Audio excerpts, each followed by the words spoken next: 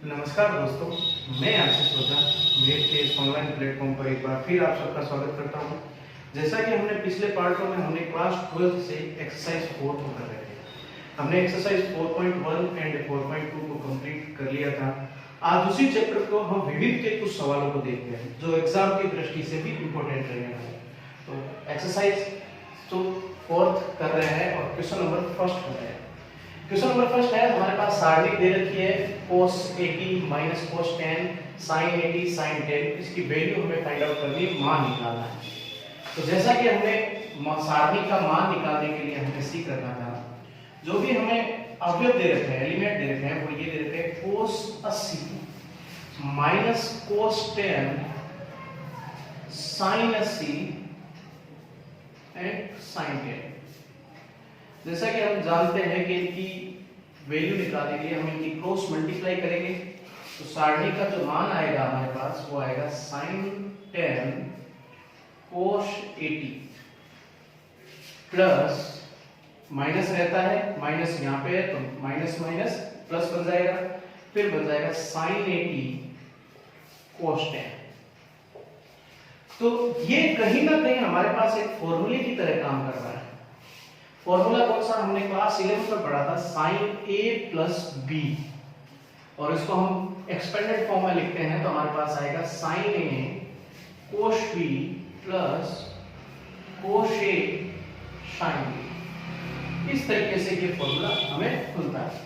तो हम देखते हैं sin a cos b cos a sin b हमारे पास बन रहा है, तो इस फॉर्म को हम sin a प्लस b के रूप में लिख सकते हैं। इट मींस हमारे पास जो वैल्यू बचेगी वो ये बन जाएगा sin a means 10 plus b means 80, और हमारे पास जो वैल्यू आएगी वो बन जाएगी sin 90। और जैसा कि हमने क्लास 10th में sin 90 की वैल्यू हमने सीख रखी है, sin 90 इज इक्वल टू होता है 1। हमने ट्रिग्नोमेट्री टेबल में सीखा था, तो sin इसकी जो सारणी का मान था वो हमारे पास आएगा 1। राइट नाउ ये क्वेश्चन नंबर 1 का आंसर है। अब हम चलते हैं क्वेश्चन नंबर 2 की तरफ। क्वेश्चन नंबर 2 है, हमारे पास दे रखी है सारणी दे रखी है, और हमें प्रथम स्तंभ के, हमें पता है सारणी में पंक्ति और स्तंभ से मिलकर जो आव्यूह बनता है, जो मैट्रिक्स बनती है, उसे जो है सारणी के आव्यूह कहा जाता है। उसके हमें सरलखंड निकालने प्रथम। जैसा कि हम लोग जानते हैं कि हमारे पास दो पंक्ति है, इसे बोला जाता है R1 और इसे बोला जाता है R2, और ये हो गया C1 और ये हो गया C2। मींस ये पंक्ति फर्स्ट, पंक्ति सेकंड, स्तंभ फर्स्ट, स्तंभ सेकंड। हमें प्रथम स्तंभ के सखंड ज्ञात करना है। प्रथम स्तंभ के सखंड ज्ञात करना है, तो हमें पता है कि प्रथम स्तंभ हमारे पास है ये। तो पहले स्तंभ को अगर हम छुपाए और इसकी पंक्ति को छुपाए तो हमारे पास जो सखंड बचेगा वो हमारे पास बचेगा F11, वो हमारे पास आएगा -1। और इसी के दूसरे स्तंभ को अगर छुपाए, दूसरा पहली स्तंभ दूसरी पंक्ति को छुपाए तो हमारे पास आएगा 20। तो दूसरा जो बनेगा हमारे पास F2 जो बनेगा वो बनेगा 20, बट इनको ऐड करते हैं तो हमारे पास ओड इवन वाला रूल पता है, विषम आए तो ये नेगेटिव जो है पावर बन जाएगी, ये बन जाएगी। तो हमारे पास जो प्रथम स्तंभ के सखंड थे वो हमारे पास प्राप्त हुए हैं -1 एंड -20। तो हम इसके आंसर लिख सकते हैं -1 एंड -20। ये क्वेश्चन नंबर 2 का आंसर रहेगा। राइट। अब हम चलते हैं क्वेश्चन नंबर 3 की तरफ। क्वेश्चन नंबर 3 है, हमारे पास सारणी की एक मान दे रखा है, ये सारणी है और हमें इस सारणी का मान निकालना है, और ये ऑब्जेक्टिव क्वेश्चन है। इनमें 4 ऑप्शन दे रखे हैं। -2 सारणी का मींस ये वाला मान है, 8 सारणिक ये वाला मान, -8 सारणिक एंड -6 सारणिक, इनमें से कौन सा मान जो है प्राप्त होगा हमें वो निकालना है। तो हम इसकी सारणी का मान निकालेंगे। तो हमारे पास ये सारणिक है -2 -4 -6 -8 -10 -12 -2 -4 एंड -8। हमारे पास 3 पंक्ति और 3 स्तंभ है। अगर हम देखें यहाँ पे ये बोलते हैं इसको R1, ये बन जाएगा R2 और ये बन जाएगा R3। अगर हम R1 R2 और R3 में से R1 R2 एंड R3 में से -2 को अगर कॉमन लें कॉमन लें तो हमारे पास -2 मल्टीप्लाई -2 प्राप्त होगा। तो अंदर जो कंडीशन बचेगी वो ये बचेगी, यहां से 2 कॉमन आ गया तो 1, ये बन जाएगा 2 और ये बन जाएगा 3, और यहाँ पे बन जाएगा 4, 5 और ये बन जाएगा 6, 1, 2 और ये 4 कॉमन लेना हम सबको आता है।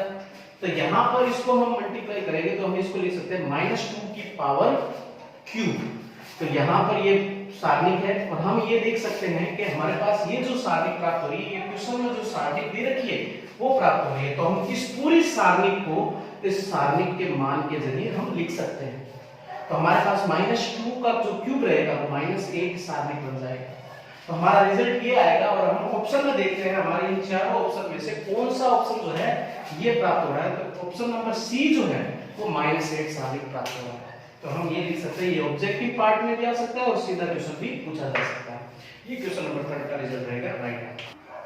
अब हम चलते हैं क्वेश्चन नंबर 5 की तरफ। क्वेश्चन नंबर 5 जो कह रहा है वो हमारे पास है सारणिक है और सारणिक के वैल्यू निकालनी है। जैसा कि हमारे पास क्वेश्चन नंबर 1 था सेम वही क्वेश्चन है, हमें सारणिक का मान निकालना है और हमारे पास ट्रिग्नोमेट्रिक फंक्शन दे रखे हैं सारणिक में। तो सबसे पहले हम सारणिक का मान अप्लाई करने के लिए हमारे पास जो एलिमेंट है वो है cos 50 sin 10 sin 50 and cos 10। ये हमारे पास ट्रिग्नोमेट्रिक फंक्शन है। तो सारणिक का मान निकालने के लिए हम इनकी क्रॉस मल्टीप्लाई करेंगे तो हमारे पास आएगा cos 50 cos 10 और माइनस फॉर्मूले से और sin 50 एंड sin 10। ये हमारे पास कंडीशन आएगी। जैसा कि हमने क्लास 11 में 2 फॉर्मूले पढ़े थे, sin a प्लस b का पढ़ा था, जो कि कैसे एक्सपेंडेड फॉर्म में लिखा जाता है वो भी हमने देखा था। एक हमारे पास फॉर्मूला था cos a plus b। sin a plus b वाला जो फॉर्मूला था वो कुछ इस तरीके से खुलता है sin a cos b plus cos a sin b। ये फॉर्मूला है।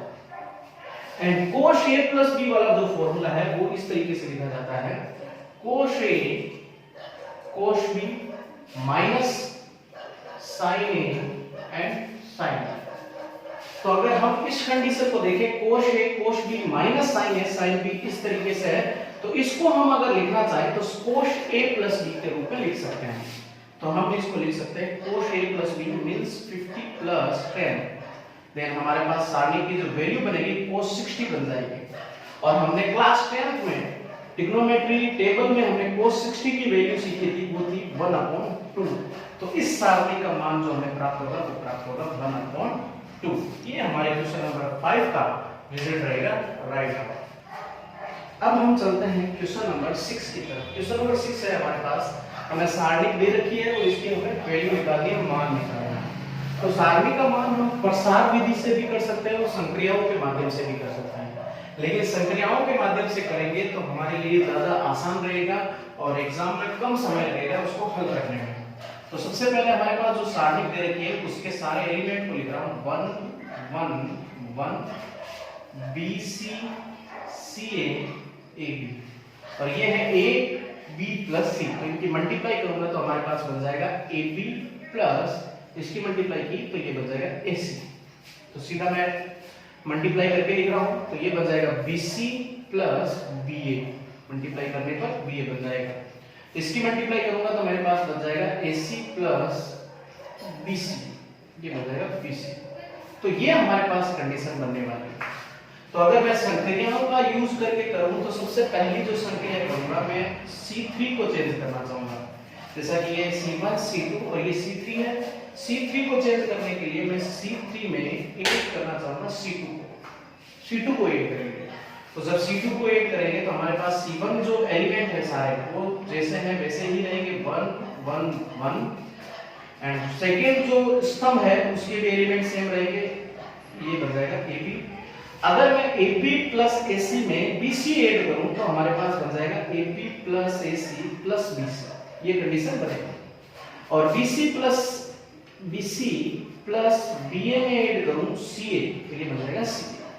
उसी प्रकार AC प्लस BC में AB को ऐड करूं तो ये AB ऐड हो जाएगा। और हमने ये संक्रिया क्यों यूज में ली इसके लिए हम देखते हैं, अगर हम देखें तो यहाँ तीनों जो थर्ड स्तंभ है हमारे पास C3 है, उसके सारे एलिमेंट एक जैसे हैं। देखो AB plus AC plus BC, ये बन जाएगा AB plus BC plus CA या AC, और ये सेम इसमें। तो हमने संक्रियाओं का यूज इसलिए किया ताकि हम C3 से AB plus AC plus BC को कॉमन ले सकें। और अगर हम कॉमन लेंगे तो हमारे पास कंडीशन बन जाएगी AB plus BC plus AC, ये हमारे पास बाहर आ जाएगा C3 में से। यहां से बाहर कॉमन लेने पर तो हमारे पास जो सारणिक बचेगी वो 1 1 1, और ये बन जाएगा BC plus CA plus AB, और यहां से तीनों एलिमेंट कॉमन आने पर ये बन जाएगा 1 1 1। और इतना करने के बाद हम देखते हैं कि C3 एंड C1 दोनों इक्वल हैं। और हमने प्रॉपर्टीज पढ़ी थी, गुणक्रम पढ़े थे, उसमें ये था कि यदि किसी सारणी के दो पंक्ति या दो स्तंभ इक्वल आ जाए, गुणक्रम नंबर 4 प्रॉपर्टी नंबर 4 में देखा था, यदि किसी पंक्ति के कोई भी दो स्तंभ या कोई भी दो पंक्तियां आपस में बराबर आ जाए तो उस सारणी का मान जो होता है वो रहेगा हमारे पास 0 रहेगा।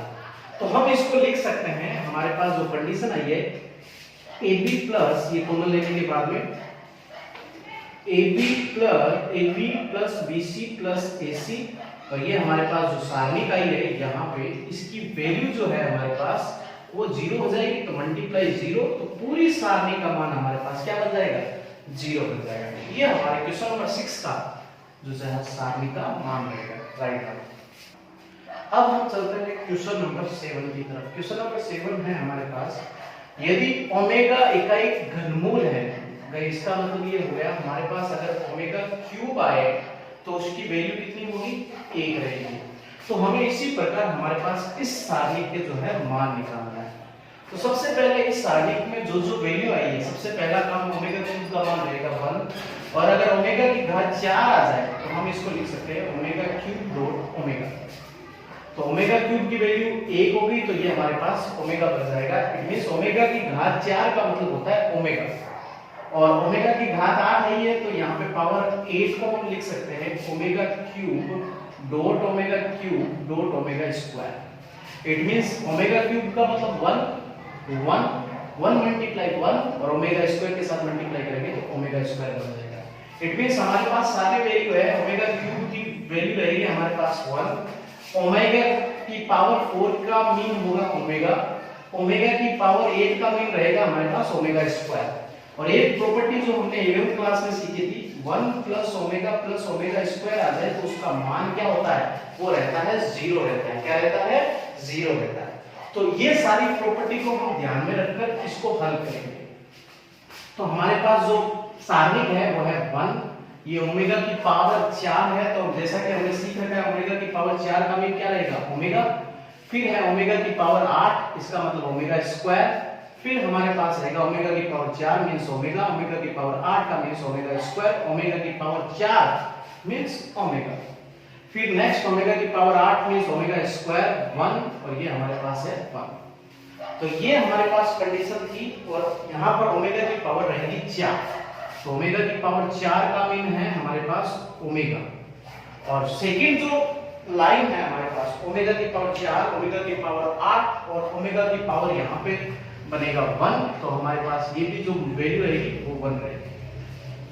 अब हमने जो क्वेश्चन में जो सारणिक दे रखी थी, उस सारणिक से हमने प्रॉपर्टी लगा के हमारे पास ये सारणिक तैयार हुई है।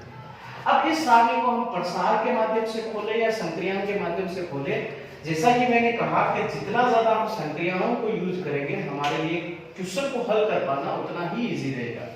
तो मैं सबसे पहले यहाँ पर पहली संक्रिया लगा रहा हूँ, R1 को चेंज कर रहा हूँ, और R1 को चेंज करने के लिए मैं R1 plus R2 plus R3 कर रहा हूं।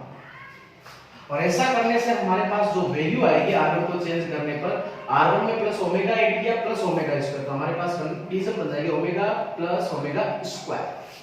यहाँ पे भी इन तीनों को ऐड करेंगे तो प्लस 1 प्लस ओमेगा स्क्वायर, यहाँ पे भी तीनों को ऐड करेंगे 1 प्लस ओमेगा स्क्वायर बन जाएगा।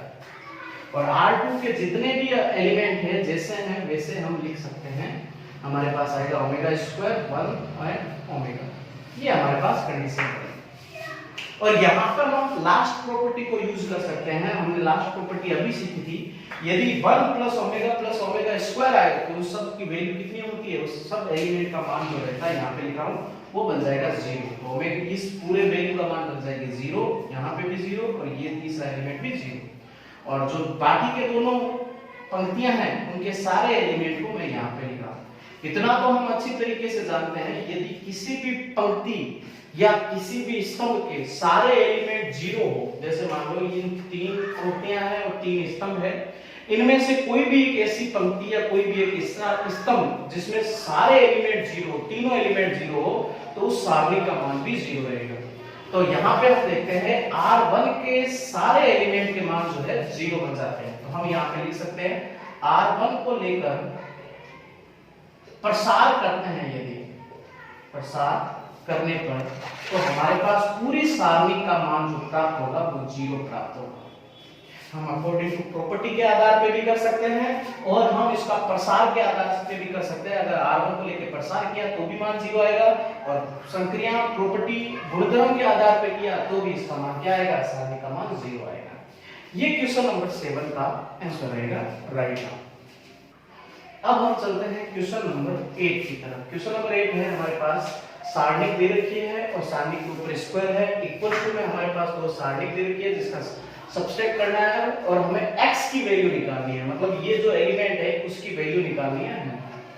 तो हम देखते हैं इसको हल करने के लिए सबसे पहले हमारे पास जो सारणिक दे रखी है उनको उतारते हैं। 4 1 सारे एलिमेंट को लिखते हैं, ये whole square equals to 3 1 2x minus x minus 2 3 1, ये सारे एलिमेंट है और इनसे हमें x की वैल्यू फाइंड आउट करनी है। तो जैसा कि हमने सारणी का मान निकालते हैं तो क्रॉस मल्टीप्लाई करते हैं तो हमारे पास आएगा 4 माइनस 2 का होल स्क्वायर इक्वल्स टू, इनकी जो हल करेंगे तो हमारे पास आएगा 3x माइनस 2 माइनस इनकी मल्टीप्लाई करेंगे तो x, ये माइनस माइनस बन जाएगा 6 बन जाएगा। अब इसको हल करेंगे तो हमारे पास 4 माइनस 2 2 का होल स्क्वायर बन जाएगा, इसको हल करेंगे 3x minus 2 minus x minus 6 बन जाएगा।